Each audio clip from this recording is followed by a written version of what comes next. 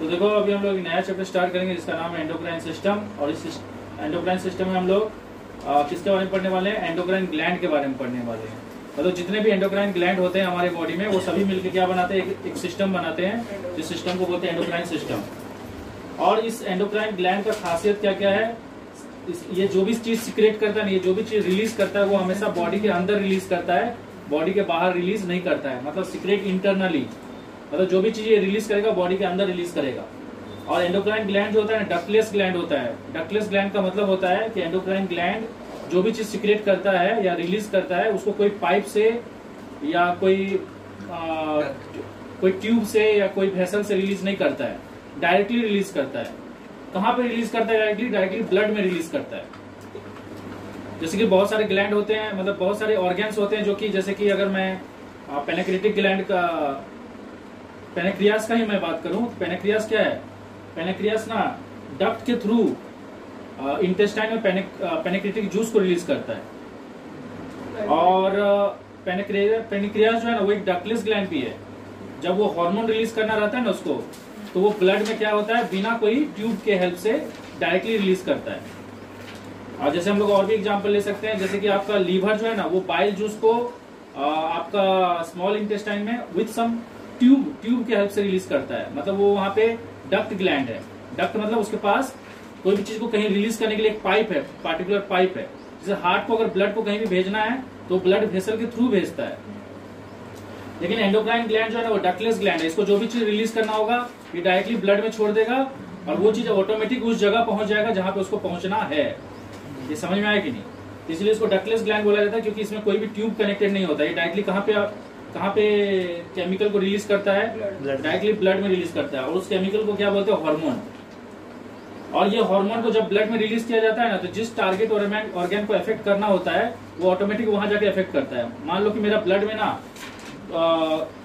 एक adrenaline hormone release हुआ, तो एड्रेनलिन हार्मोन रिलीज हुआ ब्लड में, लेकिन सोच लो कि वो एड्रेनलिन हार्मोन ना मेरा हार्ट को इफेक्ट करना चाहता है, तो सिर्फ वो हार्ट को ही इफेक्ट करेगा, बाकी जगह को इफेक्ट नहीं करेगा। भले वो बॉडी का हर हिस्सा में जाएगा, लेकिन अगर वो हार्ट को इफेक्ट करने के लिए रिलीज हुआ है तो वो हार्ट को ही इफेक्ट करेगा, बाकी चीजों को इफेक्ट नहीं करेगा। अब थोड़ा जानते हैं कि ये हार्मोन होता क्या है। तो देखो हार्मोन ना बहुत अलग अलग टाइप का केमिकल्स हो सकता है। कुछ हार्मोन्स जो होते हैं वो पेप्टाइड्स होते हैं, मतलब एक तरह का प्रोटीन होते हैं। जैसे कि एग्जांपल के तौर पर हो गया इंसुलिन। और ये हार्मोन ना वाटर सोल्यूबल है, मतलब पानी में घुल सकता है। कुछ हार्मोन्स जो होते हैं एमीन्स होते हैं, जो कि किससे निकलता है? एमिनो एसिड से। और एमिनो एसिड कहाँ से निकलता है? प्रोटीन का ब्रेकडाउन से ही निकलता है। प्रोटीन टूट के ही एमिनो एसिड बनता है। तो और एमिनो एसिड से हम लोग एमीन मिलता है। तो कुछ हार्मोन्स जो होते हैं वो एमीन्स होते हैं। जैसे कि एग्जांपल के तौर पे हो गया एड्रेनलिन। और एड्रेनलिन भी वाटर सोल्यूबल है, मतलब ये भी पानी में घुल सकता है। कुछ हार्मोन्स जो होते हैं वो स्टेरॉइड होते हैं, मतलब कुछ ड्रग्स होते हैं। जैसे कि एग्जांपल के तौर पे हो गया टेस्टोस्टेरोन। समझ में आया कि नहीं? और ये जो टेस्टोस्टेरोन हार्मोन है वो क्या चीज से बना हुआ है? कोलेस्ट्रॉल से बना हुआ है।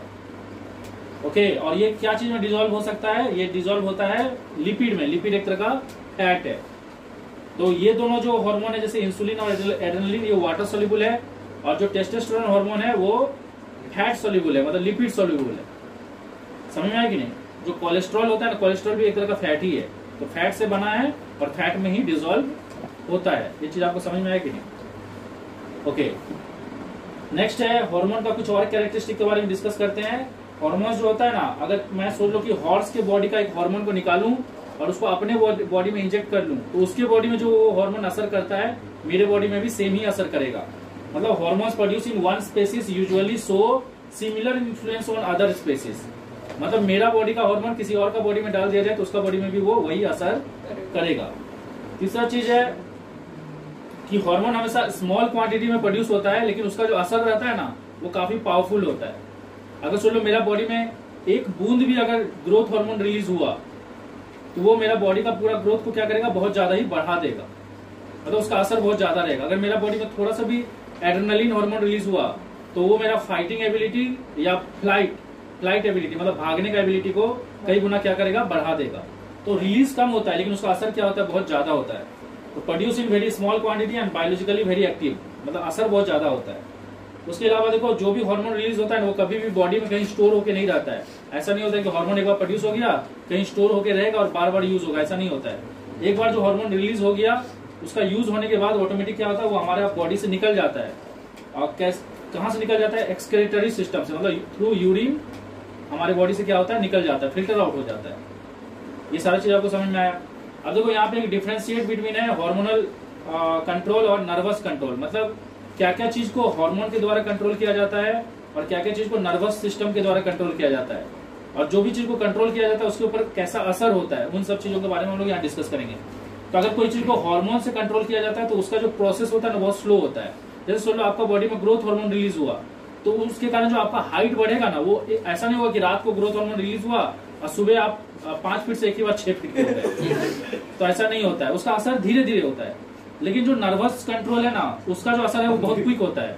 जैसे कि सोलो कि मुझे अगर मैं कोई अगर गर्म चीज पे अभी हाथ रखा तो मुझे तुरंत पता चल जाएगा कि मेरा हाथ कोई गर्म चीज पे है। ऐसा नहीं होगा कि गर्म चीज पे हाथ रखा और हाथ पर जल के राख हो गया है और 1-2 घंटा बाद पता चलेगा कि मेरा हाथ जल चुका है। तो उसका प्रोसेस क्या होता है, फास्ट होता है नर्वस का, ठीक है। और हार्मोनल का क्या होता है, स्लो होता है। हार्मोन जो होता है वो हमेशा केमिकली ट्रांसमिट होता है थ्रू ब्लड, मतलब हार्मोन का हमेशा ब्लड के थ्रू ट्रांसमिट किया जाता है।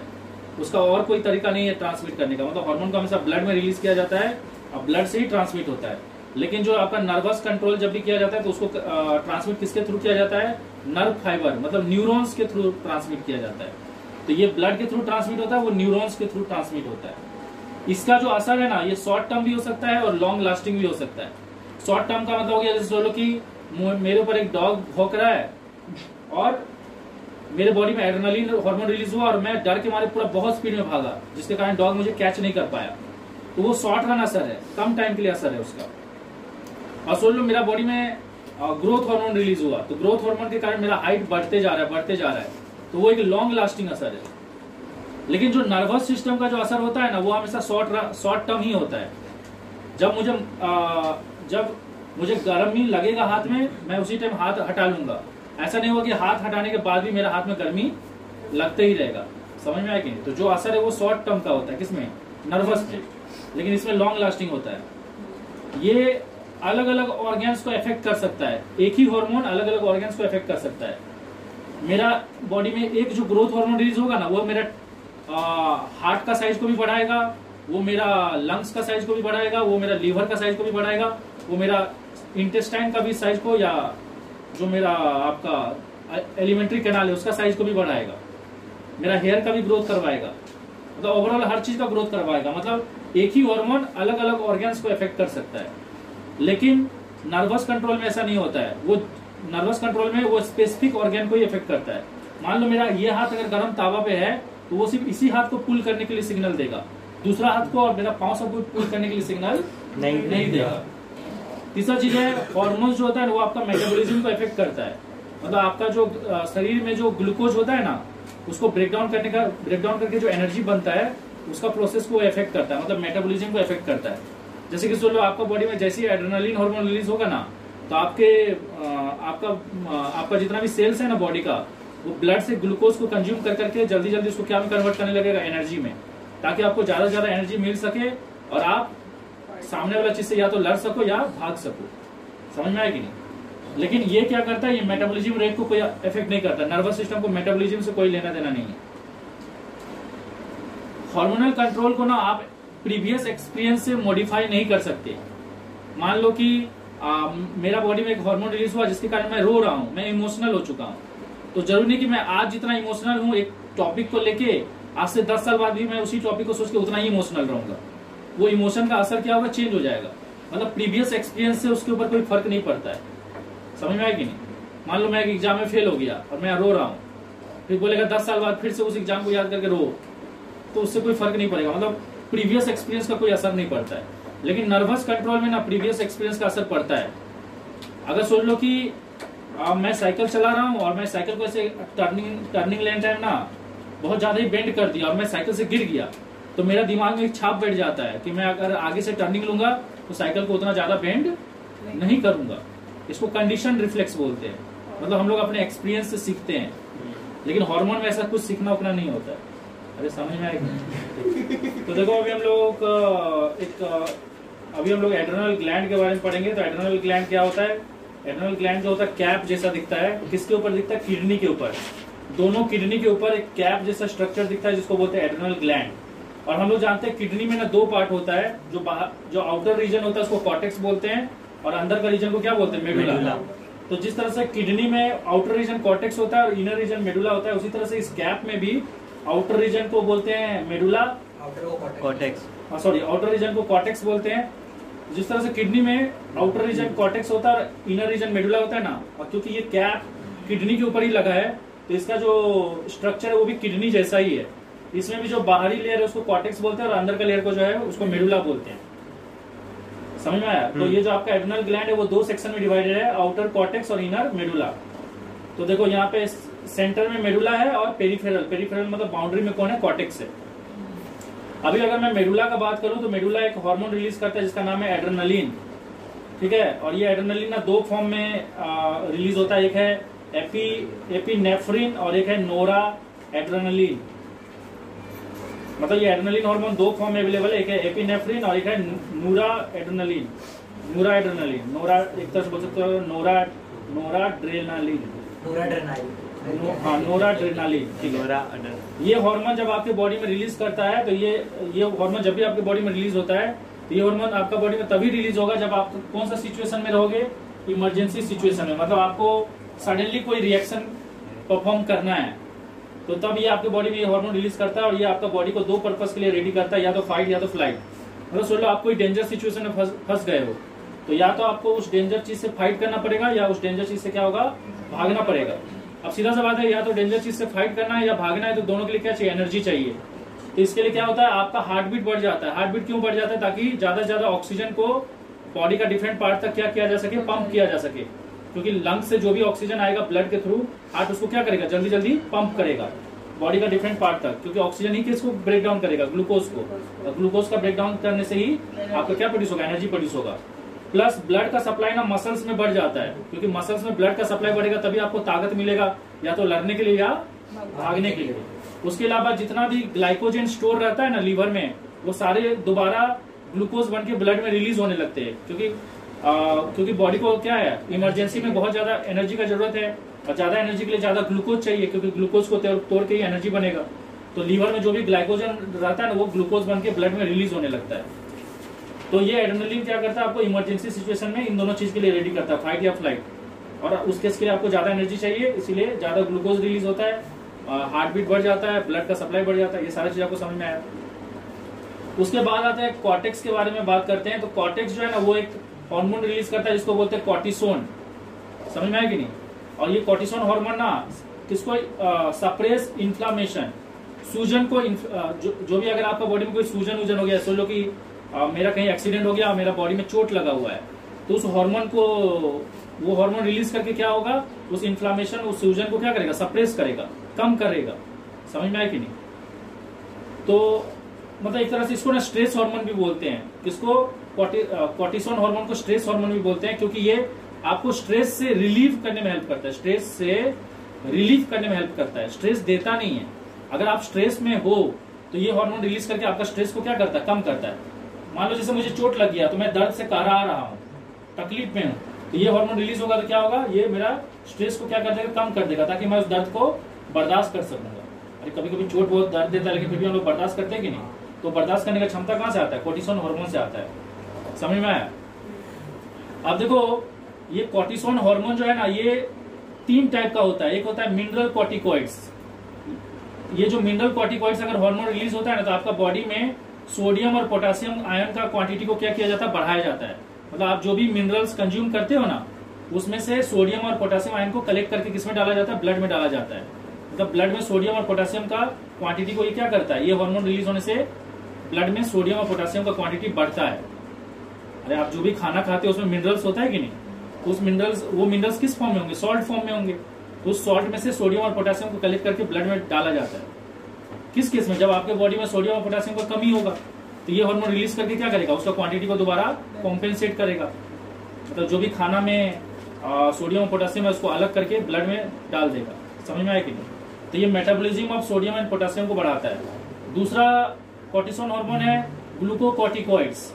ये क्या करता है, कार्बोहाइड्रेट, प्रोटीन और फैट का मेटाबॉलिज्म को बढ़ाता है, ताकि आपका बॉडी को ज्यादा से ज्यादा क्या मिल सके, एनर्जी मिल सके। समझ में आया कि नहीं? तो ग्लूकोकॉर्टिकॉइड्स हार्मोन अगर रिलीज होगा तो आपका बॉडी में जो कार्बोहाइड्रेट, प्रोटीन और फैट का मेटाबॉलिज्म है ना वो बढ़ जाएगा। अब देखो इन सब का मेटाबॉलिज्म बढ़ने से क्या होगा, ये सब ब्रेकडाउन होकर क्या प्रोड्यूस करेगा, एनर्जी। तो मान लो आपको ठंडा लग रहा है, बहुत ज्यादा ठंडा लग रहा है, मतलब आपको ऐसा जगह पे हो जहाँ पे बहुत ठंडा है, तो आपका बॉडी को गर्मी चाहिए। तो गर्मी के लिए क्या करना पड़ेगा, ये जितना भी प्रोटीन, फैट्स और विटामिन है उसको, सॉरी प्रोटीन, फैट्स और कार्बोहाइड्रेट्स है उसको तोड़ना पड़ेगा ताकि ज्यादा से ज्यादा एनर्जी पैदा हो सके। और जो भी एनर्जी आपके बॉडी में प्रोड्यूस होता है किस फॉर्म में प्रोड्यूस होता है, in the form of heat. तो आपका बॉडी क्या होगा, गर्म हो जाएगा। समझ में आया कि नहीं?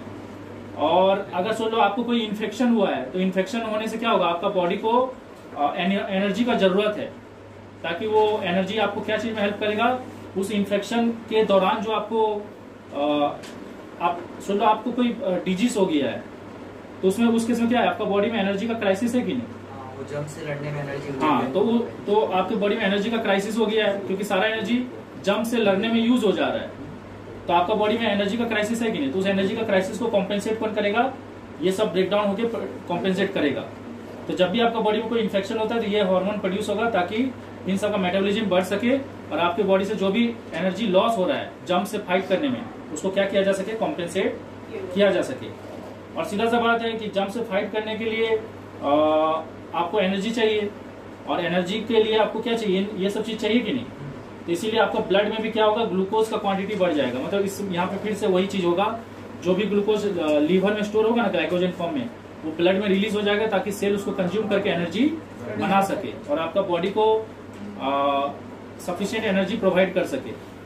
जो भी एनर्जी लॉस हो जा रहा है किसी इन्फेक्शन के कारण, या सोच लो कि आपको चोट लगा है, चोट लगने से भी तो आपका एनर्जी लॉस हुआ है ना, चोट लगने से इन्फ्लामेशन हुआ है, सूजन हुआ है, तो उसके कारण भी तो एनर्जी लॉस हो रहा है ना।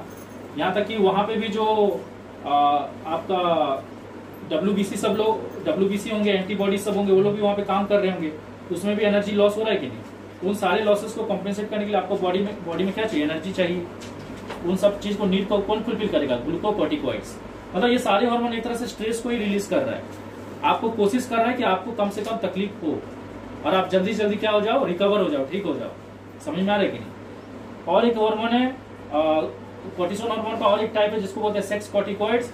और ये हार्मोन्स अगर आपके बॉडी में रिलीज हो गया तो आपको प्रीमैच्योर सेक्सुअल कैरेक्टरिस्टिक डेवलप हो जाएगा। मतलब जो सेक्सुअल कैरेक्टरिस्टिक हम लोग का एक टाइम के बाद डेवलप होता है, वो चीज आपको क्या होगा, समय से पहले ही आ जाएगा। मतलब कुछ बच्चों में देखोगे ना कि उसका दाढ़ी मूछना बहुत कम एज में ही आ जाता है। मतलब हर चीज का आने का एक एज होता है, पर जरूरत से पहले ही मान लो कि आपका प्यूबर्टी स्टेज आने से पहले ही आपका बॉडी में वो सब चीज दिख रहा है जो एक प्यूबर्टी स्टेज के बाद दिखता है। तो ये हार्मोन रिलीज होने से वो चीज होगा, आप मतलब प्रीमैच्योर सेक्सुअल कैरेक्टरिस्टिक सब दिखने लगेगा। अब देखो, अगर किसी मैच्योर इंसान में किसी कारण से, या किसी मैच्योर इंसान में अगर उसका कॉर्टेक्स जो है, ये देखो ना, ये जो कॉर्टेक्स रीजन है, जो बाहरी रीजन है, ये कॉर्टेक्स का साइज क्या हो जाएगा, बढ़ जाएगा, ओवर ग्रोथ हो जाएगा। कॉर्टेक्स का एक साइज होना चाहिए, लेकिन अगर किसी मैच्योर इंसान में, चाहे वो आदमी हो या औरत हो, उसका कॉर्टेक्स का साइज जितना होना चाहिए उससे अगर ज्यादा है तो इसका भी डिमेरिट है। अगर सोच लो एक आदमी में कॉर्टेक्स का साइज जो है ना वो काफी ज्यादा है, जितना होना चाहिए उससे ज्यादा है, तो उसमें फीमेल कैरेक्टरिस्टिक आ जाएगा, मतलब उसका आवाज फेमिनाइन जैसा हो जाएगा। उसके बॉडी में भी जो चेंजेस आएगा वो फेमिनाइन जैसे चेंजेस आने लगेंगे। समझ में आएगी? पर वो मेल ही रहेगा, लेकिन उसके बॉडी में जो अपीयरेंस रहेगा ना वो फीमेल जैसा रहेगा। और अगर सोच लो किसी फीमेल में अगर उसका कॉर्टेक्स का साइज ज्यादा हो गया, ओवर ग्रोथ हो गया, तो उसमें मेल कैरेक्टरिस्टिक आ जाएगा, मतलब उस फीमेल का दाढ़ी मूंछ सब आने लगेगा। समझ में आया कि नहीं? मतलब उसमें मेल कैरेक्टरिस्टिक सब दिखने लगेगा। ये सारा चीज आपको समझ में आ रहा है? तो क्या हम लोग जानते हैं कि जो आपका एड्रिनल ग्लैंड है उसका अंदर का हिस्सा को मेडुला बोलते हैं और बाहर का हिस्सा को कॉर्टेक्स बोलते हैं, और ये किडनी के ऊपर रहता है कैप जैसा। और कॉर्टेक्स जो होता है वो क्या प्रोड्यूस करता है, कॉर्टिसोन हार्मोन प्रोड्यूस करता है, जो कि एक तरह का स्ट्रेस हार्मोन है। मतलब वो आपका स्ट्रेस को कम करता है। किसी कारण से अगर सोच लो आपको कोई डिजीज है, तो आपके बॉडी में जो डिजीज से लड़ने में जो एनर्जी यूज हो रहा है, उस एनर्जी को कॉम्पेंसेट कैसे करता है, ग्लूकोज को यूटिलाइज करके, ज्यादा से ज्यादा ग्लूकोज को यूटिलाइज करता है, ताकि जो एनर्जी डिजीज से लड़ने में लॉस हो जा रहा है उसको कॉम्पेंसेट कर सके और आपको कंफर्टेबल प्रोवाइड कर सके, मतलब आपको कंफर्ट प्रोवाइड कर सके, मतलब आपको वो डिजीज के टाइम में ज्यादा तकलीफ ना हो। या सोच लो जो एक्स्ट्रा ग्लूकोज लीवर में स्टोर है ग्लाइकोजन फॉर्म में, उसको दोबारा लीवर को बोलता है कि उसको रिलीज कर देना in the form of glucose, ताकि बॉडी सेल क्या कर सके, उसको कंज्यूम करके एनर्जी बना सके। क्योंकि एनर्जी किसमें यूज हो जा रहा है, जंप से फाइट करने में यूज हो जा रहा है। या कोर्टिसोल हार्मोन अगर सुन लो आपका बॉडी में कोई इन्फ्लामेशन है, कोई सूजन हो गया, कोई चोट लग गया है, तो उसमें भी उस चोट से जो डैमेज हुआ है उसको भी रिपेयर करने के लिए एनर्जी का जरूरत है। तो बॉडी में क्या हो रहा है, उस चोट को या उस डिजीज को ओवरकम करने में जो एनर्जी यूज हो रहा है उसको कॉम्पेंसेट करना जरूरी है। और उसको कॉम्पेंसेट करने के लिए आपका बॉडी में ज्यादा से ज्यादा एनर्जी चाहिए, और ज्यादा से ज्यादा एनर्जी को प्रोड्यूस करने के लिए कौन बोलता है, कोर्टिसोल हार्मोन बोलता है।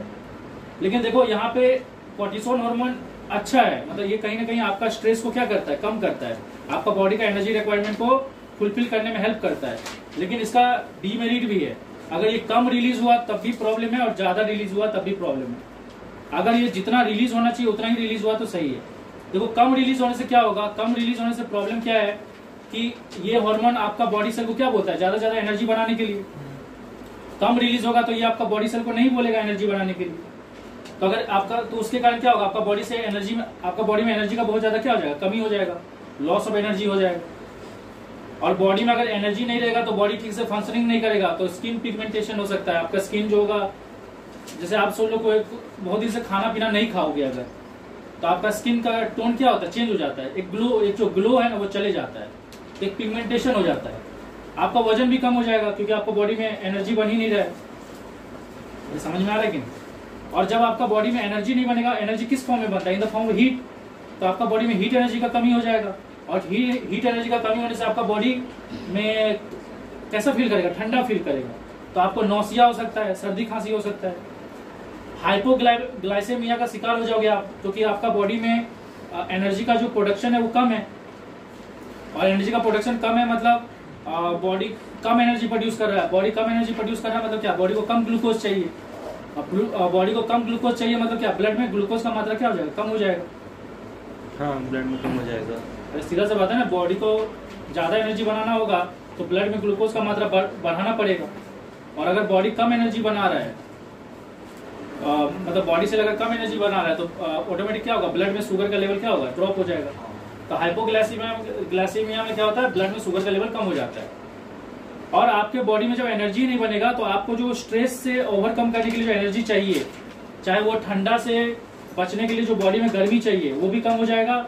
और जो आपको अगर सुन लो कोई इन्फ्लामेशन है, अगर कहीं चोट लग गया है, तो चोट के कारण जो आपको दर्द है, उस दर्द को बर्दाश्त करने के लिए जो एनर्जी चाहिए वो भी आपके बॉडी में क्या हो जाएगा, कम हो जाएगा। और आपके बॉडी में इन्फेक्शन से लड़ने के लिए जो भी एनर्जी चाहिए वो भी कम हो जाएगा। तो आप बहुत ज्यादा प्रोन हो जाओगे किसके लिए, इन्फेक्शन के लिए, मतलब आपको डिजीज होने का चांसेस क्या होगा, बढ़ जाएगा।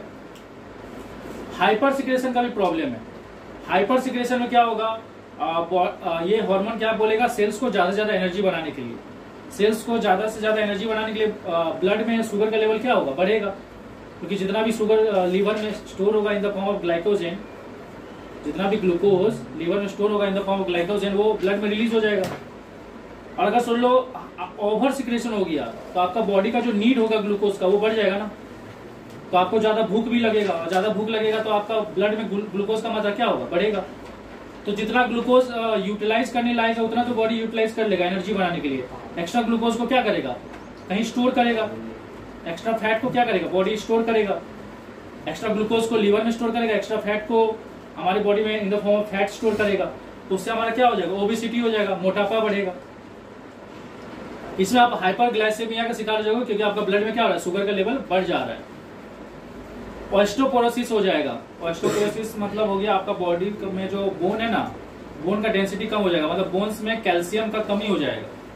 तो ये हार्मोन क्या करता है, बॉडी का जो कैल्शियम एब्जॉर्बिंग कैपेसिटी है ना, जब आप कोई खाना खाते हो तो आपका इंटेस्टाइन में क्या होता है, झिल्ली क्या करता है, मिनरल्स को, फूड को, ग्लूकोज को, वो आपका प्रोटीन को, फैट्स को एब्जॉर्ब करता है कि नहीं। किस फॉर्म में एब्जॉर्ब करता है, प्रोटीन को एब्जॉर्ब करता है in the form of amino acid, fat को एब्जॉर्ब करता है in the form of fatty acid, glucose को एब्जॉर्ब करता है, कार्बोहाइड्रेट को एब्जॉर्ब करता है एज ए ग्लूकोज। तो उस टाइम बहुत सारा मिनरल्स भी एब्जॉर्ब होता है। लेकिन ये हार्मोन अगर आपके बॉडी में ज्यादा रिलीज होगा ना, तो जो झिल्ली का जो कैल्शियम एब्जॉर्बिंग कैपेसिटी है ना, उसको कम कर देगा। मतलब ये हार्मोन उस चीज को कम कर देता है, मतलब उसका जो एब्जॉर्प्शन एबिलिटी को कम कर देता है। और क्योंकि ब्लड में सफिशिएंट कैल्शियम या मिनरल्स नहीं आ पाता है, तो बोन बनाने के लिए कैल्शियम नहीं अवेलेबल है, तो बोन का धीरे धीरे डेंसिटी क्या हो जाएगा, कम हो जाएगा, और आपको फ्रैक्चर या हड्डी टूटने का चांसेस क्या बहुत ज्यादा बढ़ जाएगा। तो देखो सीधा सा बात है, हाइपर सिक्रेशन से आपको क्या होगा, आपको हाइपर सिक्रेशन से क्या होगा, वीकनेस भी होगा। क्यों वीकनेस होगा, देखो वीकनेस होने का बहुत सिंपल सा कारण है। एक तो आपका ओबेसिटी बढ़ जा रहा है, और दूसरा क्या हो रहा है, आप ऑस्टियोपोरोसिस का शिकार हो जा रहे हैं, मतलब आपका बोन डेंसिटी कम हो जा रहा है।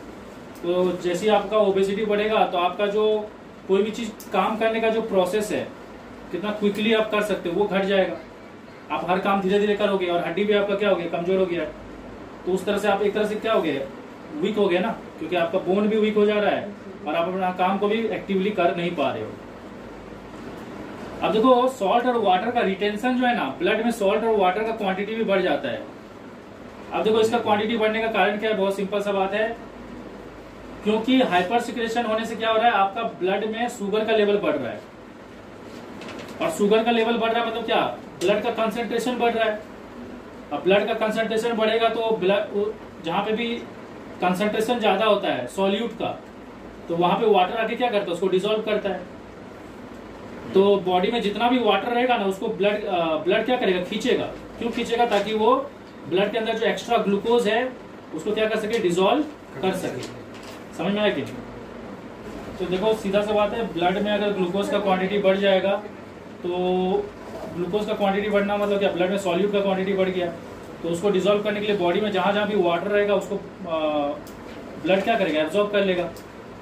तो इसलिए ब्लड में जो वाटर का रिटेंशन है वो क्या होगा, बढ़ जाएगा, ब्लड क्या होगा, बहुत ज्यादा पतला हो जाएगा। और सॉल्ट का बढ़ने का कारण क्या है ना, कि ये ना आपका किडनी को भी अफेक्ट करता है। ये हार्मोन किडनी के पास क्या होता है, जो एक्सेस सॉल्ट होता है या एक्सेस वाटर होता है ना, वो बोमेंस कैप्सूल से मतलब बोमेंस कैप्सूल में फिल्ट्रेशन होके क्या होता है, मतलब नेफ्रॉन से होके यूरिनरी ब्लैडर से निकल जाता है, मतलब इन द फॉर्म यूरिन निकल जाता है।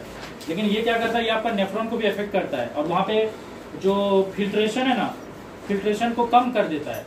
तो जो आपका एक्स्ट्रा, जैसे देखो ये हम लोग जानते हैं, यहाँ से ये जो कैपिलरीज गया उसको ग्लोमेरुलस बोलते हैं, यहाँ पे बोमेंस कैप्सूल होता है नेफ्रॉन का, तो यहाँ पे फिल्ट्रेशन होता है कि नहीं, तो जो भी एक्स्ट्रा सॉल्ट होगा या एक्स्ट्रा वाटर होता है वो क्या होता है, यहाँ से निकल जाता है, और ये फाइनली यूरिनेशन होके बाहर चले जाता है। लेकिन ये ना इस प्रोसेस को स्लो कर देता है या कम कर देता है, इस प्रोसेस को क्या कर देता है, कम कर देता है, जिसके कारण यहाँ पे फिल्ट्रेशन कम हो जाता है। तो जो भी सॉल्ट और वाटर है ना एक्स्ट्रा, वो यहाँ से निकल नहीं पाता, इसीलिए ब्लड में क्या होता है, सॉल्ट का क्वांटिटी बढ़ जाता है। तो देखो हाइपर सिक्रेशन जब होता है तो उसको एडिशन डिजीज बोलते हैं, और हाइपर सिक्रेशन जब होता है उसको कुशिंग सिंड्रोम बोलते हैं। तो ये भी आप लोग ये दोनों नाम याद रखना, हाइपर सिक्रेशन ऑफ कोर्टिसोन को क्या बोलते हैं, और हाइपर सिक्रेशन ऑफ कोर्टिसोन को क्या बोलते हैं। नेक्स्ट है पैनक्रियास। पैनक्रियास एक ग्लैंड है जो कि जिसको डक्ट ग्लैंड भी बोला जाता है और डक्टलेस ग्लैंड भी बोला जाता है। एज ए डक्ट ग्लैंड उसके पास एक प्रॉपर पाइप होता है या प्रॉपर चैनल होता है, जिसके थ्रू वो क्या करता है, स्मॉल इंटेस्टाइन का ड्यूडेनम में पैनक्रेटिक जूस को रिलीज करता है। और ये पैनक्रेटिक जूस में बहुत सारे एंजाइम्स होता है जो कि खाना को ब्रेक डाउन करने में हेल्प करता है। और एज ए डक्टलेस ग्लैंड ये कोई भी पाइप यूज नहीं करता, डायरेक्टली हार्मोन को कहाँ रिलीज कर देता है, ब्लड में रिलीज कर देता है। अब क्वेश्चन रह जाता है कि ये हार्मोन कैसे बनाता है। तो हार्मोन बनाने के लिए ना इसके पास एक स्पेशल मतलब इस हार्मोन बनाने के लिए इसके पास स्पेशल सेल्स है। वो सेल्स क्या क्या है, बीटा सेल, अल्फा सेल और डेल्टा सेल। और ये सारे सेल्स को एक साथ क्या बोलते हैं, स्लेट ऑफ लैंगरहैंस। मतलब पैनक्रियास के पास स्पेशल सेल्स है जिसको बोलते हैं स्लेट्स ऑफ लैंगरहैंस। और ये स्लेट ऑफ लैंगरहैंस जो है ना वो 3 सेल में कैटेगराइज है। मतलब ये तीनों सेल को एक साथ ये बोलते हैं स्लेट ऑफ लैंगरहैंस, जिसमें से बीटा सेल क्या प्रोड्यूस करता है, इंसुलिन। अल्फा सेल क्या प्रोड्यूस करता है, ग्लूकागोन। और डेल्टा सेल प्रोड्यूस करता है सोमैटोस्टैटिन। ये तीनों हार्मोन है। अगर आपके ब्लड में इंसुलिन हार्मोन का मात्रा बढ़ेगा तो इंसुलिन हार्मोन का मात्रा बढ़ने से क्या होगा, आपका बॉडी ना आपका बॉडी क्या करेगा, ब्लड में जितना भी ग्लूकोज रहेगा ना उसको कंज्यूम करने लगेगा ताकि उससे एनर्जी बना सके। और अगर आपका ब्लड में फिर भी ग्लूकोज बन जाता है तो आपका वो एक्स्ट्रा ग्लूकोज क्या होगा, यूरिनेशन के जरिए बॉडी से निकल जाएगा। मतलब इंसुलिन हार्मोन बस इतना चाहता है कि ब्लड में शुगर का मात्रा कम से कम हो, या तो बॉडी सेल उसको कंज्यूम कर ले या वो यूरिनेशन होके बॉडी से क्या हो जाए, निकल जाए। अल्फा सेल क्या करता है, उसके अलावा देखो एक तो चीज मैं और बता देता हूँ, इंसुलिन और भी एक चीज करता है।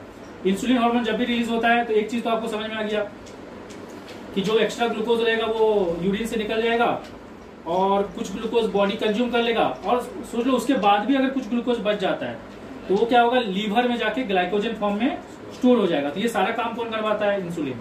मतलब इसका काम है कि जितना कम शुगर हो सके ब्लड में, देखो लिखा है check rise in sugar level, मतलब राइज इन शुगर लेवल को कम करता है। नेक्स्ट है ग्लूकागोन। ग्लूकागोन जैसे उसका उल्टा करता है, अगर सुन लो ब्लड में ग्लूकोज का क्या है, कमी है और बॉडी को ग्लूकोज का जरूरत है, तो ये लीवर को बोलता है कि ग्लूकोज रिलीज करो। समझ में आया कि नहीं? मतलब इसका ओवरऑल टारगेट है कि जितना भी ग्लाइकोजन फॉर्म में ग्लूकोज स्टोर है ना लीवर में, वो दोबारा ग्लूकोज फॉर्म में ब्लड में आ जाए और ब्लड में ग्लूकोज का मात्रा बढ़ जाए, ताकि आपका बॉडी को जो ग्लूकोज का नीड है वो फुलफिल हो सके। अब देखो नेक्स्ट है तुम्हारा सोमैटोस्टैटिन। सोमैटोस्टैटिन क्या करता है, ये दोनों हार्मोन को सप्रेस करता है।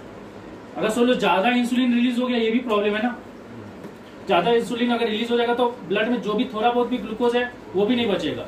लेकिन ब्लड में थोड़ा बहुत ग्लूकोज हमेशा रहना चाहिए, क्योंकि हमारा ब्रेन जो है ना वो सबसे ज्यादा एनर्जी कंज्यूम करता है और ब्रेन को ना कंटिन्यूसली ग्लूकोज का जरूरत पड़ता है। अगर ब्रेन को ब्लड में ग्लूकोज बिल्कुल नहीं के बराबर रहेगा तो ब्रेन को ग्लूकोज नहीं मिलेगा और ब्रेन एनर्जी प्रोड्यूस नहीं कर पाएगा, तो ब्रेन कोमा में भी जा सकता है। इसलिए ब्लड में थोड़ा बहुत ग्लूकोज हमेशा रहना चाहिए, किसके लिए, ब्रेन के लिए। तो इंसुलिन हार्मोन अगर ज्यादा रिलीज हो गया तो पूरा ब्लड के अंदर जितना ग्लूकोज है सभी हटवा देगा, तो इसीलिए उसको रोकना भी जरूरी है। उसको रोकने का काम कौन करता है, सोमैटोस्टैटिन। मतलब ये हार्मोन रिलीज होता होगा, उसका कुछ टाइम बाद ये रिलीज हो गया, उसको बोलता होगा हाँ भाई रुक जा, शांत रह, ठंड रह। और उसी तरह से ग्लूकागोन हार्मोन अगर ज्यादा रिलीज हो गया तो ये शुगर में ग्लूकोज का मात्रा कुछ ज्यादा ही बढ़ा देगा।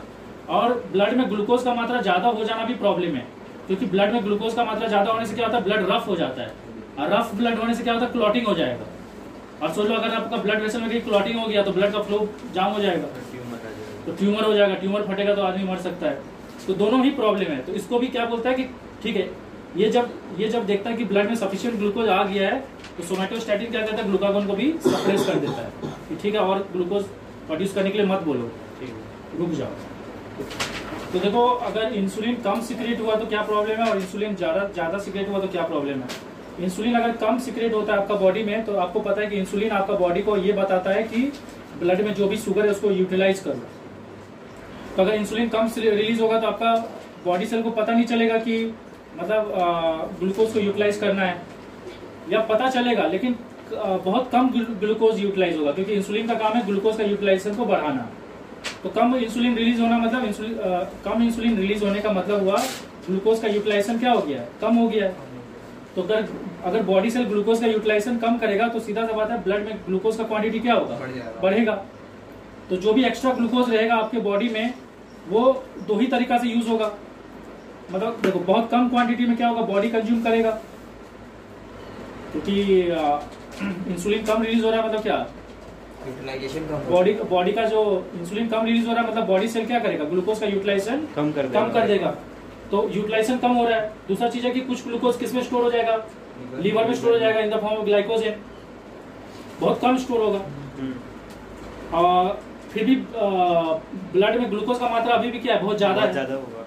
अरे क्योंकि देखो ब्लड में अगर सोच लो बहुत ज्यादा ग्लूकोज है तो उसमें से कुछ थोड़ा बहुत कौन यूज कर रहा है, सेल यूज कर रहा है। थोड़ा बहुत कहाँ पे जाके यूज हो जा रहा है, लीवर में स्टोर हो जा रहा है, क्योंकि लीवर में ग्लाइकोजन फॉर्म में स्टोर करने के लिए भी कौन सिग्नल देता है, इंसुलिन देता है। अब इंसुलिन अगर कम रिलीज होगा तो बॉडी का जो यूटिलाइजेशन है वो भी कम हो जाएगा और लीवर में जो ग्लाइकोजन फॉर्म में जो स्टोर होता है ग्लूकोज वो भी कम हो जाएगा। तो ज्यादातर ग्लूकोज कहाँ रहेगा, ब्लड में ही रह जाएगा ना। तो इसका बाहर निकलने का एक ही ऑप्शन है, यूरिनेशन। इसलिए क्या होता है, यूरिनेशन में बहुत ज्यादा ही क्या होता है, शुगर निकलने लगता है। तो इस सिचुएशन को क्या बोलते हैं, जब आपका बॉडी में इंसुलिन कम रिलीज होता है, इस सिचुएशन को बोलते हैं हाइपरग्लाइसेमिया, जिसको सिंपल वर्ड में डायबिटीज मिलेटिस भी बोलते हैं। मतलब जिस पर्सन के बॉडी में इंसुलिन कम रिलीज हो रहा है वो पर्सन क्या चीज से सफर कर रहा है, डायबिटीज से सफर कर रहा है। और क्योंकि उसका बॉडी से ग्लूकोज यूटिलाइजेशन करने का एक ही ऑप्शन है कि उसका बॉडी से ग्लूकोज को क्या किया जाए, बाहर निकाल दिया जाए, क्योंकि ब्लड में ग्लूकोज का मात्रा बहुत ज्यादा हो गया है, बॉडी उसका यूटिलाइजेशन कम कर रहा है, ग्लाइकोजन फॉर्म में लीवर भी उसको कम स्टोर कर रहा है। क्योंकि ये दोनों तभी काम करेगा जब इंसुलिन इन दोनों को इंसुलिन ज्यादा मात्रा में रिलीज होगा और इंसुलिन इन दोनों को क्या करेगा, इन्फॉर्म करेगा। पर इंसुलिन कम रिलीज हो रहा है मतलब क्या, इन दोनों को ऐसा लग रहा है कि ग्लूकोज का यूटिलाइजेशन क्या करना है, कम करना है, क्योंकि इंसुलिन कम रिलीज हो रहा है। तो एक ही ऑप्शन बचता है ग्लूकोज को निकालने का, वो क्या है? यूरिनेशन। इसलिए यूरिनेशन के जरिए बहुत ज्यादा ही शुगर क्या होता है, बॉडी से निकल जाता है। ये चीज समझ में आएगी? और सीधा सा बात है, अगर आपका बॉडी से बहुत ज्यादा यूरिनेशन होगा, आपका बॉडी से बहुत ज्यादा यूरिनेशन होगा तो आपके बॉडी में पानी का क्या हो जाएगा? कमी हो जाएगा।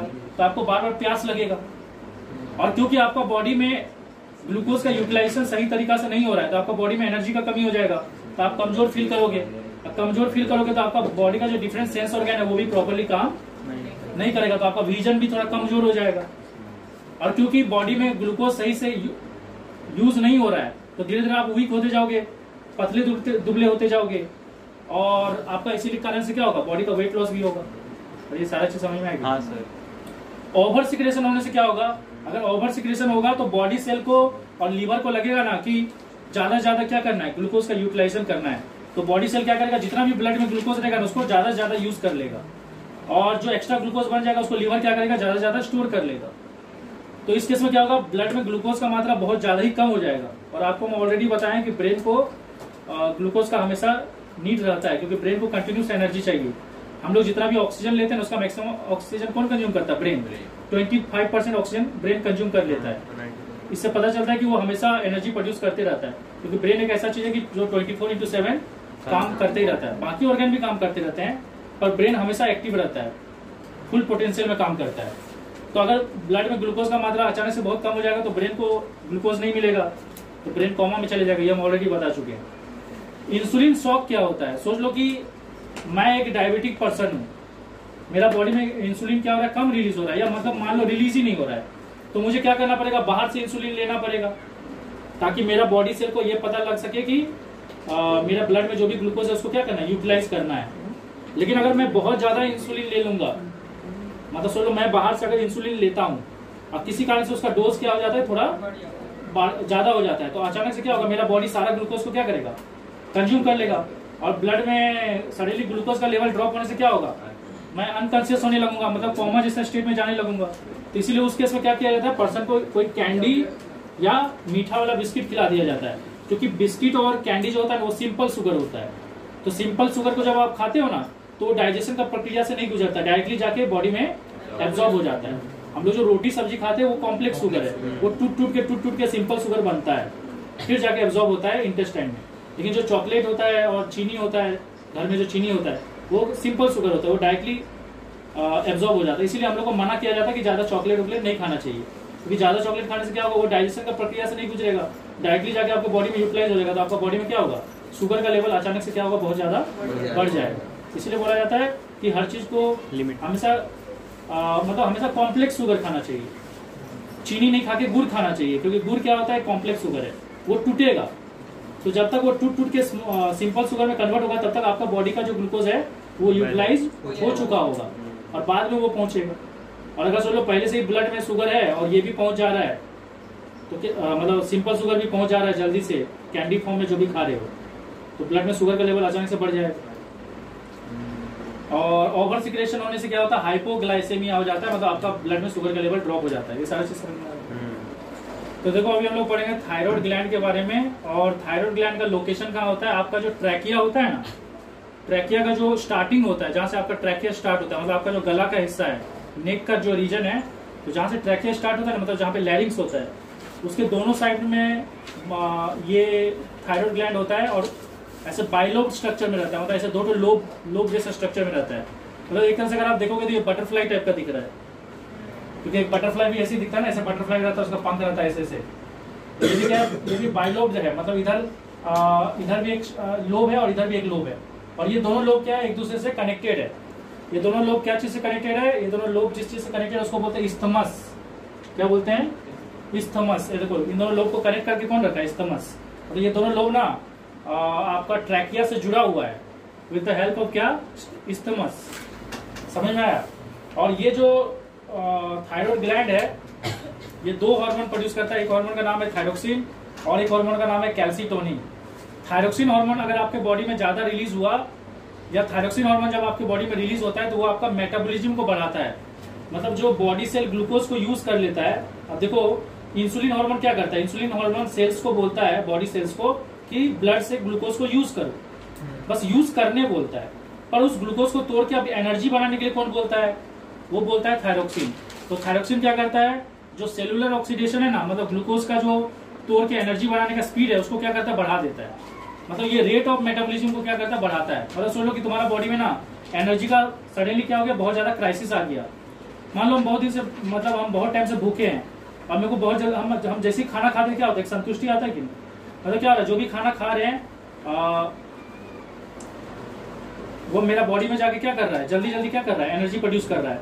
तो ये थायरोक्सिन हार्मोन क्या करता है, मेरा बॉडी में जैसे रिलीज होता है तो ये मेरा बॉडी में क्या चीज का स्पीड को बढ़ा देता है, ग्लूकोज का ब्रेकडाउन का स्पीड को बढ़ा देता है। अरे इंसुलिन हार्मोन से एब्जॉर्ब करने के लिए बोलता है। उसके बाद ग्लूकोज को ब्रेकडाउन करके जो एनर्जी बनेगा ना, वो एनर्जी बनाने का स्पीड को, हाँ, एनर्जी बनाने का स्पीड को कौन रेगुलेट करता है, थायरोक्सिन। थायरोक्सिन हार्मोन ज्यादा रिलीज होगा तो एनर्जी बनने का स्पीड बढ़ जाएगा, थायरोक्सिन हार्मोन कम रिलीज होगा तो एनर्जी बनने का स्पीड क्या हो जाएगा, कम हो जाएगा। ये चीज समझ में आएगी नहीं। तो एक तरह से ग्लूकोज का यूटिलाइजेशन और उससे उसको कन्वर्ट करके एनर्जी बनाने का प्रोसेस को क्या करता है, थायरोक्सिन हार्मोन बढ़ाता है। दूसरा है कैल्सीटोनिन। कैल्सीटोनिन क्या करता है, ब्लड से कैल्शियम का यूटिलाइजेशन को बढ़ाता है। तो कैल्शियम कहाँ यूटिलाइज होता है, हमारे बोन्स में। बोन्स क्या करता है, कैल्शियम को यूज करता है। तो अगर कैल्सीटोनिन हार्मोन ज्यादा रिलीज होगा ना, तो जो आपका बोन्स है वो ब्लड से ज्यादा कैल्शियम को क्या करेगा, कंज्यूम कर लेगा। मतलब ब्लड में कैल्शियम का क्या हो जाएगा, कमी हो जाएगा। मतलब ये कैल्शियम का यूटिलाइजेशन को बढ़ाता है, किसमें, बोन्स में। बोन्स मतलब ये हार्मोन जैसे रिलीज होगा ना कैल्सीटोनिन, तो बोन क्या करेगा, ब्लड में से जितना भी कैल्शियम है उसको एब्जॉर्ब कर लेगा। उसके कारण क्या होगा, ब्लड में कैल्शियम का कमी हो जाएगा। ये चीज समझ में आएगी नहीं। अब देखो, अगर थायरोक्सिन हार्मोन जो है ना कम रिलीज होगा तो क्या प्रॉब्लम है। अगर थायरोक्सिन हार्मोन कम रिलीज होगा तो सीधा सा बात है कि जो भी ग्लूकोज यूटिलाइज करेगा सेल, उससे वो कम एनर्जी बनाएगा, क्योंकि ये रेट ऑफ मेटाबॉलिज्म को बढ़ाता है या घटाता है। तो सोच लो कि एक सेल ने ग्लूकोज कंज्यूम कर लिया है और वो ग्लूकोज को अब क्या करना है, ब्रेकडाउन करना है। तो अगर थायरोक्सिन हार्मोन कम रिलीज होगा तो क्या होगा, उसका जो ब्रेकडाउन करने का प्रोसेस है, जिससे क्या होगा, एनर्जी बनेगा, वो प्रोसेस क्या होगा, स्लो हो जाएगा। तो बॉडी में जो एनर्जी बनेगा वो क्या होगा, धीरे धीरे बनेगा। और धीरे धीरे एनर्जी बनने से क्या क्या चीज हो सकता है, क्या क्या चीज का आप शिकार हो सकते हो, वो है, एक है क्रेटिनिज्म। मतलब जिस बच्चे का बॉडी में थायरोक्सिन हार्मोन कम रिलीज हो रहा है, उसके बॉडी में जो एनर्जी प्रोड्यूस होने का जो स्पीड है ना, वो क्या हो जाएगा, कम हो जाएगा। और कम एनर्जी बनेगा तो सीधा सा बात है, उसका किस चीज को इफेक्ट करेगा, उसका ग्रोथ को इफेक्ट करेगा। क्योंकि ग्रोथ करने के लिए, सेल डिवीजन करने के लिए बॉडी को एनर्जी चाहिए। और अगर उसका प्रॉपरली ग्रोथ नहीं होगा तो वो क्या चीज का शिकार हो सकता है, मेंटल रिटार्डेशन का, मतलब उसका दिमाग का डेवलपमेंट ठीक से नहीं होगा। और अगर बॉडी का सेल डिवीजन प्रॉपरली नहीं होगा तो वो डॉर्फिज्म का शिकार हो जाएगा, उसका हाइट ज्यादा बढ़ेगा नहीं। ये समझ में आ रहा है कि नहीं। और दूसरा सिचुएशन क्या है, ये है मिक्सोडेमा। मिक्सोडेमा में क्या होता है, सीधा सा बात है, अगर आपके बॉडी में कम एनर्जी बनेगा तो आप क्या हो जाओगे, स्लगिश हो जाओगे। स्लगिश मतलब आप बहुत ज्यादा ही क्या हो जाओगे, सुस्त। और ऐसे लोग को आप कैसे पहचान सकते हो, उसका चेहरा क्या होता है, फुला फुला रहता है, हाथ सभी क्या रहता है, फुला फुला रहता है। और ऐसे लोग बहुत सुस्त दिखते हैं, मतलब बोल सकते हैं एक तरह से काम चोर। उसको कुछ भी बोलोगे तो वो बोलेगा कि अरे मेरे को मन नहीं कर रहा है, अच्छा ठीक है बाद में कर देते हैं। इस टाइप का मेंटेलिटी वाले जो लोग रहते हैं, वो लोग के बॉडी में भी क्या हो रहा है, थायरोक्सिन हार्मोन कम रिलीज हो रहा है, क्योंकि उनका बॉडी में सफिशिएंट एनर्जी नहीं बन रहा है, तो उनके अंदर वो जोश नहीं है। जो हाउ इज द जोश है, कम है। समझ में आता है कि नहीं। अब देखो, ये थायरोक्सिन हार्मोन का जो प्रोडक्शन है ना, प्रोडक्शन ज्यादा प्रोड्यूस करेगा या कम प्रोड्यूस करेगा, ये डायरेक्टली किसके ऊपर डिपेंड करता है, आयोडीन के ऊपर डिपेंड करता है। तो अगर आप आयोडीन वाला चीज कम खाओगे तो आपका थायरोक्सिन हार्मोन कम रिलीज होगा, और अगर आप आयोडीन वाला चीज ज्यादा खाओगे तो आपका थायरोक्सिन हार्मोन क्या होगा, ज्यादा रिलीज होगा। तो आपको बहुत ज्यादा भी नहीं खाना है, बहुत कम भी नहीं खाना है, मतलब मॉडरेट, मतलब जितना जरूरत है उतना खाना है। समझ में आया कि नहीं। क्योंकि आयोडीन ही थायराइड ग्लैंड को हेल्प करता है इन सब हार्मोन को प्रोड्यूस करने में। मतलब थायराइड ग्लैंड तभी प्रॉपर्ली ऑपरेट करेगा जब उसको क्या मिलेगा, अरे थायराइड ग्लैंड को भी तो कुछ इनपुट चाहिए ना, तो वो इनपुट क्या है, आयोडीन है। तो उसका प्रॉपर्ली फंक्शनिंग के लिए उसको आयोडीन चाहिए। अगर उसको आयोडीन नहीं मिलेगा तो कम प्रोड्यूस करेगा, ज्यादा मिल जाएगा तो वो ज्यादा प्रोड्यूस करेगा, और जितना जरूरत है उतना मिलेगा तो जितना जरूरी है उतना ही प्रोड्यूस करेगा। अगर सोचो थायरोक्सिन हार्मोन ज्यादा रिलीज हो गया तो क्या होगा। ओके, एक तो चीज यहाँ पे हम मिस कर दिए थे। अगर थायरोक्सिन हार्मोन कम रिलीज होगा ना, तो आपको कैसे पता चलेगा कि उस पर्सन के बॉडी में थायरोक्सिन हार्मोन कम रिलीज हो रहा है। या उस पर्सन के बॉडी में आयोडीन का कमी है, कैसे पता चलेगा? उसका गला के नीचे ना एक सूजन आ जाता है, उस सूजन को क्या बोलते हैं? गोइटर बोलते हैं।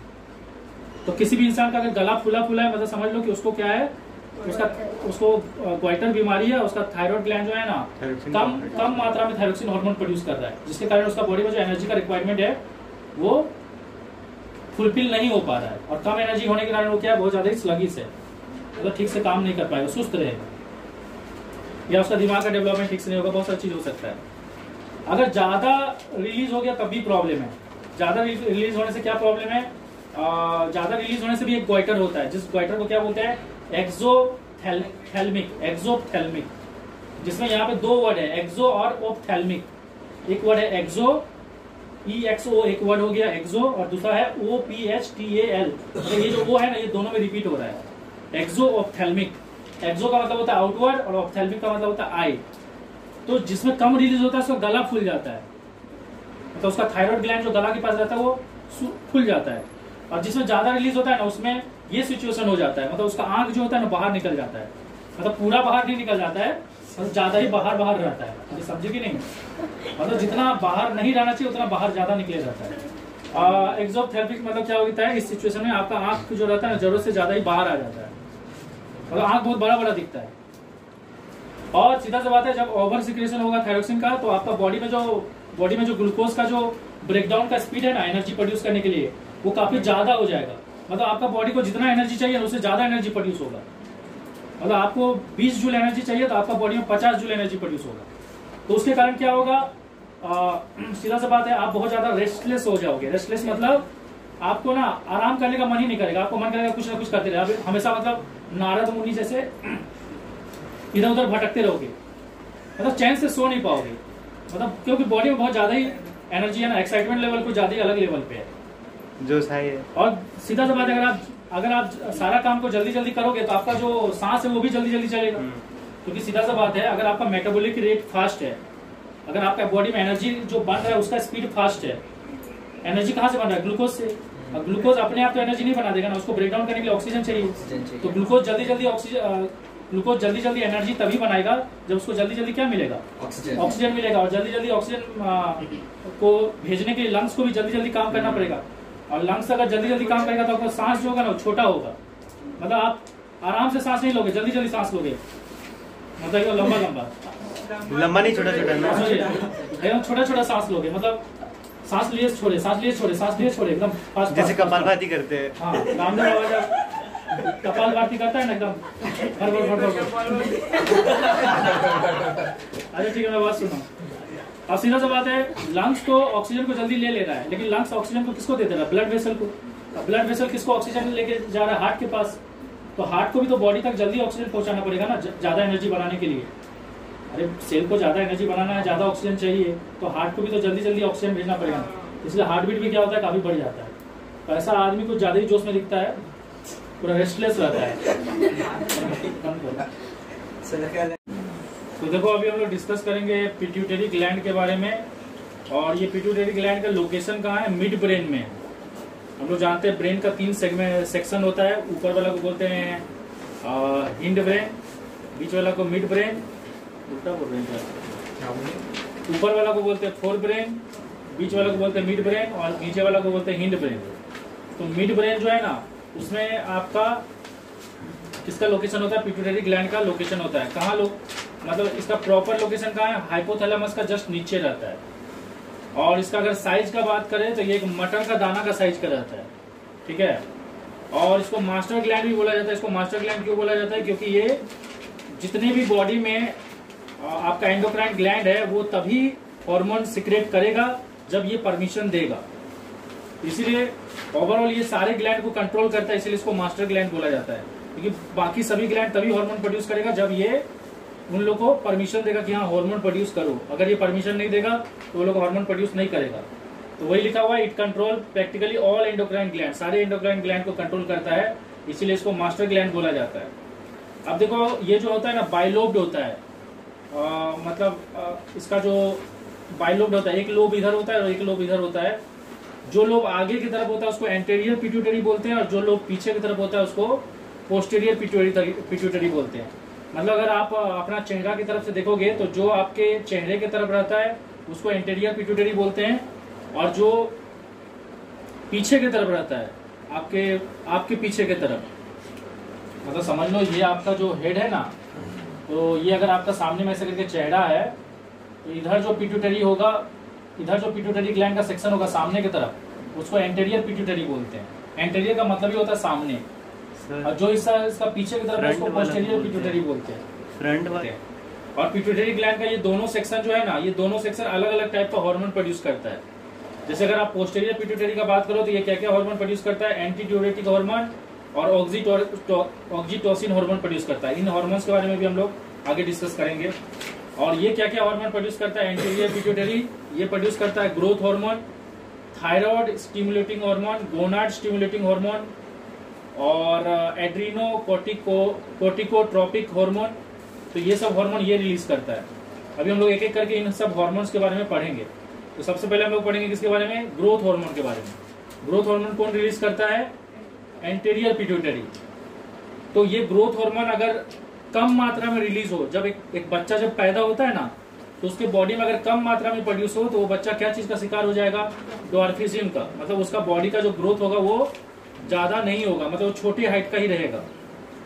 और अगर ये वाला हार्मोन जब बच्चा पैदा होता है उसमें अगर ज्यादा मात्रा में रिलीज होगा तो वो जिगेंटिज्म का शिकार हो जाएगा, मतलब वो कुछ ज्यादा ही लंबा हो जाएगा, एक्सेस लंबा हो जाएगा। और उस केस में उसका जो चेहरा का जो बोन सब है ना, वो कुछ ज्यादा ही ग्रो कर जाएगा। उसका हाथ और पांव का भी बोन कुछ ज्यादा ही ग्रो कर जाएगा, मतलब फेशियल बोन्स का ग्रोथ भी ज्यादा होगा और हाथ और पैर का ग्रोथ भी क्या होगा, ज्यादा होगा। यहाँ तक कि उसका नाक और यहाँ तक कि उसका जो नोस है और लिप्स है वो भी क्या हो जाएगा, थिक हो जाएगा, मोटा हो जाएगा। और नोस और लिप्स जो थिक हो जाता है इस सिचुएशन को क्या बोलते हैं, एक्रोमेगाली। तो ये हार्मोन ना सही मात्रा में रिलीज होना बहुत जरूरी है। कम रिलीज होगा तो भी प्रॉब्लम है, ज्यादा रिलीज होगा तब भी प्रॉब्लम है। कम रिलीज होने से ड्वार्फिज्म और ज्यादा रिलीज होने से जिगेंटिज्म। और जिगेंटिज्म में ये सब चीज भी होता है, लिप्स और नाक थिक हो जाएगा, हैंड और लेग्स जो है कुछ ज्यादा ही लंबा हो जाएगा, बोन्स का ज्यादा ग्रोथ हो जाएगा, अब फेस बोन का भी ग्रोथ ज्यादा हो जाएगा, चेहरा भी बहुत बड़ा बड़ा रहेगा। नेक्स्ट हार्मोन का बात करते हैं जो कि है थायराइड स्टिमुलेटिंग हार्मोन। और ये भी कौन प्रोड्यूस करता है, एंटीरियर पिट्यूटरी ग्लैंड प्रोड्यूस करता है, मतलब पिट्यूटरी ग्लैंड का पीछे वाला हिस्सा प्रोड्यूस करता है। और ये हार्मोन क्या करता है, ये थायराइड ग्लैंड को एक्टिवेट करता है। थायराइड ग्लैंड हम लोग को पता है क्या प्रोड्यूस करता है, थायरोक्सिन हार्मोन। और थायरोक्सिन हार्मोन जो है वो हमारे बॉडी में मेटाबॉलिज्म को बढ़ाता है, मतलब जो भी सेल के अंदर ग्लूकोज रहता है ना उसको ब्रेक डाउन करके सेल को बोलता है कि ब्रेक डाउन करके एनर्जी प्रोड्यूस करो, ताकि हम लोग का बॉडी में जो भी एनर्जी का रिक्वायरमेंट है वो पूरा हो सके। तो थायराइड ग्लैंड थायरोक्सिन हार्मोन तभी प्रोड्यूस करेगा जब उसको कौन सिग्नल देगा, जब उसको सिग्नल देगा कौन, पिट्यूटरी ग्लैंड। तो पिट्यूटरी ग्लैंड उसको कैसे इन्फॉर्म करता है थायराइड ग्लैंड को, ये हार्मोन प्रोड्यूस करके, इसका नाम है thyroid stimulating hormone, TSH। Next है आपका गोनाड स्टिमुलेटिंग हार्मोन, गोनाड लिखा गया है, तो ये gonad stimulating hormone. Gonad stimulating hormone जो है ना, ये भी कौन प्रोड्यूस करता है, ये भी प्रोड्यूस करता है आपका एंटीरियर पिट्यूटरी, मतलब पिट्यूटरी ग्लैंड का जो अंदर वाला हिस्सा है, सामने वाला हिस्सा नहीं। और ये हार्मोन क्या करता है, ये मेल में टेस्टिस को इन्फॉर्म करता है कि टेस्टिस क्या प्रोड्यूस करे, टेस्टिस प्रोड्यूस करे स्पर्म। और फीमेल में ओवारी को अवेयर करता है कि वो क्या प्रोड्यूस करे, ओवम, मतलब एग प्रोड्यूस करे। तो ये गोनाड स्टिमुलेटिंग हार्मोन है। तो गोनाड जो होता है मेल या फीमेल में, मेल में टेस्टिस होता है, फीमेल में ओवारी होता है। ये दोनों तभी एक्टिवेट होगा, या ये दोनों तभी मेल गैमेट या फीमेल गैमेट प्रोड्यूस करेगा जब ये हार्मोन उसको इन्फॉर्म करेगा। अगर ये हार्मोन इन्फॉर्म नहीं करेगा तो वो प्रोडक्शन स्टार्ट नहीं करेगा। ओके, नेक्स्ट है आपका एड्रीनो कोर्टिकोट्रोपिक हार्मोन। और ये कौन सा ग्लैंड को इफेक्ट करता है, ये इफेक्ट करता है आपका, हम लोग पढ़े एड्रिनल ग्लैंड। एड्रिनल ग्लैंड का दो सेक्शन होता है, एक होता है कॉर्टेक्स और एक होता है मेडुला।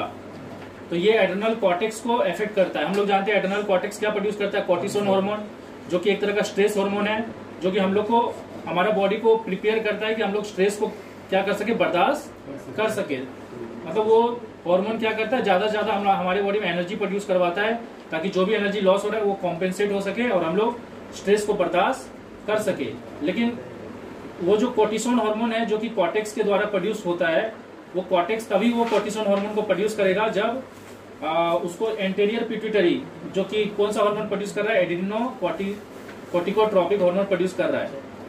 तो जब पिट्यूटरी ग्लैंड वो हार्मोन प्रोड्यूस करेगा उसके बाद ही वो कॉर्टेक्स कॉर्टिसोल हार्मोन प्रोड्यूस कर सकता है, उससे पहले प्रोड्यूस नहीं कर सकता, अपना मनमर्जी नहीं कर सकता है। जब तक ये उसको सिग्नल नहीं देगा कि तुम प्रोड्यूस करो, तब तक ये वो जो कॉर्टेक्स है वो हार्मोन प्रोड्यूस नहीं करने वाला। तो कॉर्टेक्स को कौन एक्टिवेट करता है? कॉर्टेक्स को एक्टिवेट करता है एड्रेनोकॉर्टिकोट्रोपिक हार्मोन, जो कि एंटेरियर पिट्यूटरी ग्लैंड के द्वारा ही, मतलब पिट्यूटरी ग्लैंड का एंटेरियर हिस्सा के द्वारा ही प्रोड्यूस किया जाता है। नेक्स्ट है आपका एडीएच हार्मोन, जिसको बोलते हैं एंटी ड्यूरेटिक हार्मोन। और ये हार्मोन को ना वैसोप्रेसिन भी बोलते हैं। इसको वैसोप्रेसिन क्यों बोलते हैं? क्योंकि ये ना आपका यूरिन का जो प्रोडक्शन है ना उसको सप्रेस करता है। अगर ये हार्मोन प्रोड्यूस होगा तो आपका टॉयलेट क्या होगा, बहुत कम होगा, और अगर ये हार्मोन कम प्रोड्यूस होगा तो आपको टॉयलेट क्या लगेगा, ज्यादा लगेगा। समझ में आया कि नहीं? अगर देखो तो ये हार्मोन जब प्रोड्यूस होता है ना, तो ये हार्मोन क्या करता है, जब ये प्रोड्यूस होता है तो जो भी हमारा नेफ्रॉन्स में वाटर रहता है ना, उसको हमारा बॉडी क्या करता है, हमारा ब्लड वेसल क्या करता है, एब्जॉर्ब कर लेता है दोबारा। तो नेफ्रॉन से जब वाटर एब्जॉर्ब कर लेगा तो नेफ्रॉन में क्या चीज बन रहा है, यूरिन बन रहा है। तो यूरिन के अंदर वाटर कंटेंट क्या हो जाएगा, कम हो जाएगा। तो जो यूरिन पास होगा ना वो आपको बहुत ज्यादा ही कैसा दिखेगा, पीला दिखेगा, क्योंकि वो उसमें जो भी सब्सटेंस है ना वो डाइल्यूट स्टेज में नहीं है, बल्कि कौन सा स्टेज में, कंसंट्रेटेड। समझ में आया कि नहीं? तो उस केस में आपको यूरिनेशन भी क्या होगा, कम होगा जब ये हार्मोन प्रोड्यूस होता है। तो क्योंकि ये हार्मोन डायरेक्टली किसको इफेक्ट करता है, किडनी को इफेक्ट करता है, और किडनी का नेफ्रॉन को सिग्नल देता है, ये डायरेक्टली किडनी को इफेक्ट करता है, और जो भी ब्लड वेसल किडनी से गया है उसको इन्फॉर्म करता है कि नेफ्रॉन के अंदर जो भी एक्स्ट्रा वाटर है उसको एब्जॉर्ब कर लो। और एक्स्ट्रा वाटर जब एब्जॉर्ब कर लेगा तो किडनी का जो कंसंट्रेशन है, किडनी में जो सॉल्यूट का क्वांटिटी है वो बढ़ जाएगा, और किडनी मतलब नेफ्रॉन में जो यूरिन है उसमें वाटर का क्वांटिटी कम हो जाएगा और बाकी सब्सटेंस का quantity in comparison to water क्या हो जाएगा, ज्यादा। तो उस केस में आपको कम यूरिनेशन होगा और यूरिन बहुत ज्यादा येलो रहेगा। और यूरिन का कलर येलो किसके कारण होता है, यूरोक्रोम और केमिकल के कारण। और अगर ये हार्मोन ना कम रिलीज होता है, तो ये हार्मोन अगर कम रिलीज होगा तो किडनी को कोई सिग्नल नहीं जाएगा, या किडनी को सिग्नल भी जाएगा तो किडनी को ये सिग्नल जाएगा कि आपको नेफ्रॉन से कम वाटर एब्जॉर्ब करना है। तो उस केस में क्या होगा, जो टॉयलेट होगा उसमें वाटर का कंटेंट क्या होगा, यूरिन में वाटर का कंटेंट क्या होगा, ज्यादा होगा। तो इस सिचुएशन को क्या बोलते हैं, जब यूरिन में वाटर का कंटेंट बहुत ज्यादा होता है उस सिचुएशन को बोलते हैं डायबिटीज इंसिपिडस। तो डायबिटीज इंसिपिडस वो सिचुएशन है जब आपका टॉयलेट में वाटर का क्वांटिटी बहुत ज्यादा होता है। और ये कब होता है, जब एडीएच हार्मोन क्या होता है, कम रिलीज होता है। ओके, एक और ये एंटी ड्यूरेटिक हार्मोन भी कौन प्रोड्यूस करता है, एंटी ड्यूरेटिक हार्मोन कौन प्रोड्यूस करता है, आपका पोस्टीरियर पिट्यूटरी। और पोस्टीरियर पिट्यूटरी एक और हार्मोन प्रोड्यूस करता है जिसको बोलते हैं ऑक्सीटोसिन। और ये ऑक्सीटोसिन हार्मोन बहुत इंपॉर्टेंट है for womens during the delivery of baby. जब बेबी को डिलीवर किया जाता है तो बेबी कहाँ पे रहता है, बेबी रहता है यूटेरस के अंदर। तो यूटेरस का वॉल को ना बहुत ज्यादा ही कॉन्ट्रैक्ट किया जाता है ताकि बेबी क्या हो जाए, बाहर पुश हो जाए, बाहर निकल जाए। और उसके अलावा ये जो हार्मोन है ऑक्सीटोसिन, ये मदर का मेमोरी ग्लैंड को भी इफेक्ट करता है ताकि मदर का मेमोरी ग्लैंड मिल्क प्रोड्यूस कर सके ताकि बेबी को फीड किया जा सके। तो यहाँ पे एक इम्पोर्टेंट चीज है कि अगर कोई बच्चे में ये हार्मोन ज्यादा रिलीज होता है तो उसमें जिगेंटिज्म होगा, मतलब उसका हाथ पैर का लंबाई बहुत ज्यादा ही बढ़ जाएगा टाइम के साथ। और अगर कोई बच्चे में कम रिलीज होता है तो वो ड्वार्फिज्म का उसके ऊपर ड्वार्फिज्म, मतलब वो ड्वार्फिज्म से अफेक्टेड हो जाएगा और उसका हाइट ज्यादा नहीं बढ़ेगा। लेकिन अगर कोई एडल्ट में अगर ये हार्मोन ज्यादा रिलीज होता है, ग्रोथ हार्मोन, तो उसका हाइट तो नहीं बढ़ेगा पर उसका नोज और लिप्स सब क्या हो जाएगा, बहुत ज्यादा थिक हो जाएगा। और इस सिचुएशन को क्या बोलते हैं, एक्रोमेगाली। और देखो यहाँ पे एक लाइनिंग बनाए हम जो कि एंटेरियर पिट्यूटरी और पोस्टेरियर पिट्यूटरी को सेपरेट करता है, उसको बोलते हैं इंटरमीडिएट लोब। मतलब ये लेफ्ट लोब और राइट लोब को सेपरेट करता है इंटरमीडिएट लोब। अब देखो मैं यहाँ पे कुछ चीज और बता रहा हूँ कि जब एडीएच हार्मोन कम रिलीज होता है तो यूरिनेशन ज्यादा होता है। और यूरिनेशन ज्यादा क्यों होता है, क्योंकि यूरिन के अंदर वाटर का कंटेंट बहुत ज्यादा होता है। मतलब जो यूरिन रहता है वो बहुत ज्यादा ही डाइल्यूट होता है।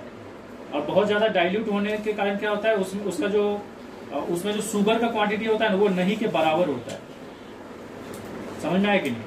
और डायबिटीज मेलेटिस में क्या होता है, डायबिटीज मेलेटिस में जो यूरिन होता है उसमें शुगर का क्वांटिटी बहुत ज्यादा होता है, लेकिन डायबिटीज इंसिपिडस में क्या होता है, उसमें शुगर का क्वांटिटी नहीं के बराबर रहता है, मतलब बिल्कुल नहीं रहता है, और वाटर का क्वांटिटी बहुत ज्यादा होता है।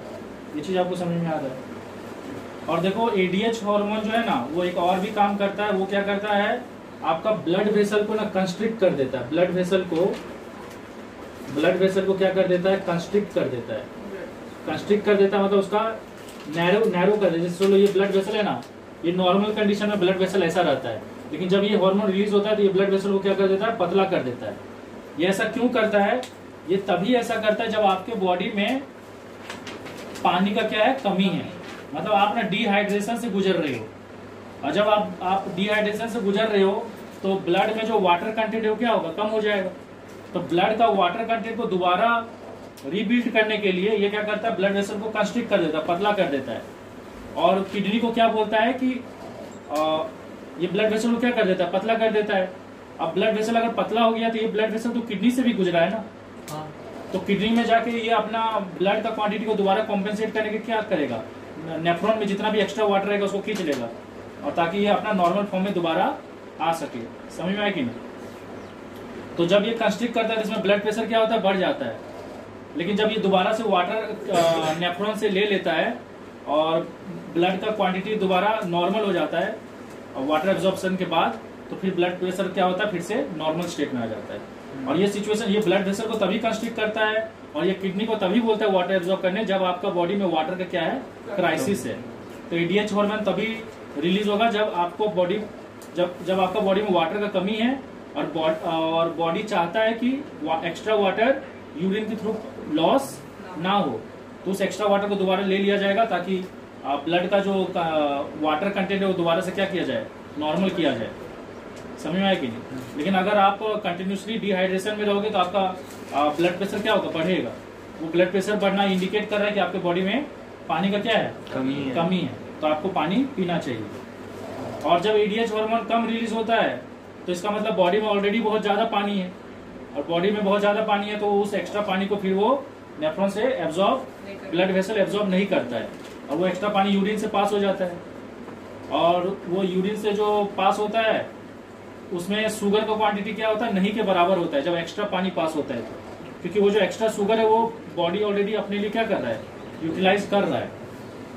और इस सिचुएशन को क्या बोलते हैं, डायबिटीज इंसिपिडस। मतलब डायबिटीज इंसिपिडस का मतलब हो गया कि यूरिन में पानी का क्वांटिटी बहुत ज्यादा हो जाता है और शुगर का क्वांटिटी 0 हो जाता है, क्योंकि जो शुगर बॉडी में है वो सफिशिएंट है बॉडी का नीड को फुलफिल करने के लिए। लेकिन अगर बॉडी में एक्स्ट्रा शुगर रहेगा, जिसको हम लोग बोलते हैं डायबिटीज मिलेटिस, तो उस एक्स्ट्रा शुगर को भी क्या करेगा, बॉडी यूरिन के थ्रू निकालेगा, और उस केस में क्या होगा, यूरिन में शुगर का क्वांटिटी क्या होगा, बहुत ज्यादा हो जाएगा। लेकिन इस सिचुएशन में ऐसा नहीं होता है। देखो यहाँ पे आप लोगों का दिमाग में बार बार एक सवाल आ रहा है कि वो ब्लड वेसल को कंस्ट्रिक्ट क्यों करता है। सिंपली बोल देता कि ब्लड वेसल को कि आप नेफ्रॉन से जाके पानी एब्जॉर्ब कर लो। देखो ब्लड वेसल को कंस्ट्रिक्ट करने का मतलब हो गया, वो ये इंडिकेट करना चाहता है कि ब्लड में वाटर का क्वांटिटी कम है और बाकी चीजों का क्वांटिटी क्या हो गया, ज्यादा हो गया इन कंपेरिजन टू वाटर। मतलब ब्लड का कंसेंट्रेशन ज्यादा हो गया है, और जब भी ब्लड का कंसेंट्रेशन ज्यादा होगा तो पानी क्या है, पानी आएगा उसको डिसॉल्व करने के लिए। तो वो ये वाला जो ब्लड वेसल कंस्ट्रिक्ट हुआ है ना, ये ब्लड वेसल जब किडनी से गुजरता है तो किडनी का ट्यूब्यूल्स को ऐसा लगता है कि इस ब्लड में क्या है, पानी का कमी है। अरे समझ में आ रहा है कि नहीं। जब एक ब्लड वेसल जब कंस्ट्रिक्ट हो गया है मतलब उसमें वाटर का कमी है और बाकी चीज का क्वांटिटी ज्यादा हो गया है सॉल्यूट का, तो जब वो किडनी से गुजरेगा तो वहां का ट्यूब्यूल्स को क्या लगेगा कि इसमें वाटर की कमी है, इसीलिए ये कंस्ट्रिक्ट हो चुका है। तो उसको वाटर देके क्या करना चाहेगा, नॉर्मल करना चाहेगा। तो वही चीज बोल रहे हैं। और जब वो उसको वाटर दे देता है तो दोबारा नॉर्मल हो जाता है। तो एडीएच ना जानबूझकर उसको कंस्ट्रिक्ट करता है ताकि किडनी ट्यूब्यूल्स को ऐसा लगे कि वो उसमें वाटर का क्या है, कमी है, और एक्चुअली में वाटर का कमी रहता है, इसलिए फिर वो ज्यादा वाटर अब्सॉर्ब करता है। अब चलो किडनी ट्यूब्यूल इतना मोटा है और उसमें ना पानी इतना ही है, तो इतना जगह तो खाली है ना, तो उसको क्या करेगा, कंस्ट्रिक्ट कर देगा। कंस्ट्रिक्ट कर देने से क्या होगा, उसको ऐसा लगेगा कि इसमें पानी का कमी है, और सीधा सा बात है पानी कम होने से क्या हो रहा है, वहां पे सॉल्यूट का कंसंट्रेशन ज्यादा हो जा रहा है, और सॉल्यूट का कंसंट्रेशन ज्यादा होगा तो नेफ्रॉन डिसॉल्व करने के लिए आएगा, नेफ्रॉन उसके अंदर, नेफ्रॉन का पानी उसके अंदर आएगा डिसॉल्व करने के लिए। समझ में आ रहा है कि? हाँ, हाँ।